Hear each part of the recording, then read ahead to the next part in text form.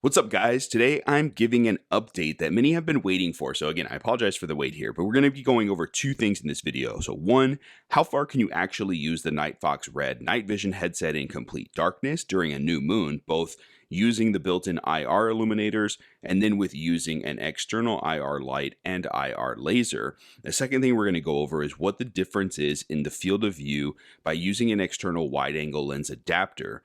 And even though this unit has a wider field of view than the NightFox Swift, we want to see how much of an impact will adding the 0.45 times adapter have on the device itself. So let's jump right into it. This video here was filmed in an almost new moon setting. So it was just a few days into a waxing crescent. So I can't say there was zero moonlight, but it was very minimal impact to nighttime visibility with the naked eye. Again, this was done in a vacant subdivision that no longer exists, so please keep that in mind.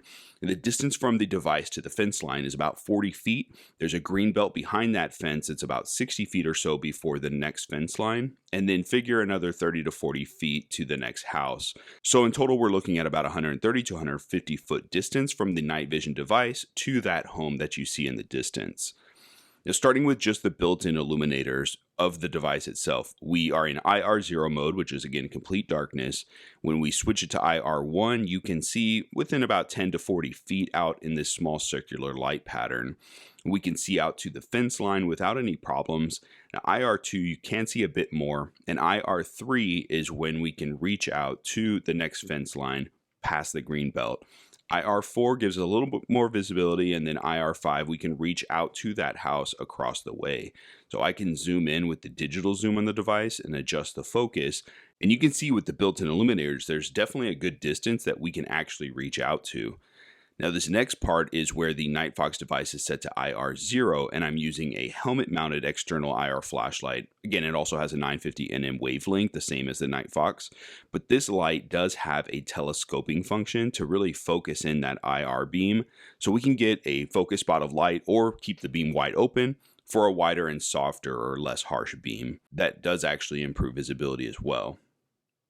Now, this next clip, again, we're on IR0 with the NightFox device and another external 950 nm mounted light to an airsoft weapon system. So for anyone concerned, you can rest assured that this was not attached to a functional weapon at all, but this gives an accurate example of what it would be like if it were.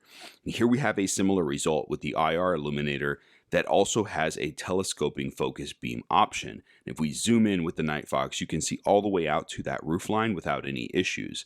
And here we have the combination of using the IR flashlight with an IR laser. And my dogs do know the sound of this laser when I click it on, so they always get excited because they like to chase the visible green laser around, but in this case, they can't actually see the IR laser. Now, with just the IR laser, we can reach much further than the IR beam of light. So even zooming in, you can see how easy it is to get out to further distances. And in complete darkness, I think this is a perfectly good option for those closer distances. The main drawback is the need to manually focus, but other than that, I think it's a great tool to have and offers great value and bang for buck. And next up, I wanted to show you how much of an improvement to the field of view we can achieve by adding this Zenvo wide-angle lens adapter, which is intended to be used for smartphones. As you can see, this is a 0.45x super wide-angle lens, and I just attached it temporarily by using a bit of 3M double-sided mounting tape. Now, if you decide to do a permanent installation of a lens like this, you need to be really careful and be sure that you don't glue or fuse the gap between the NightFox housing and the camera lens.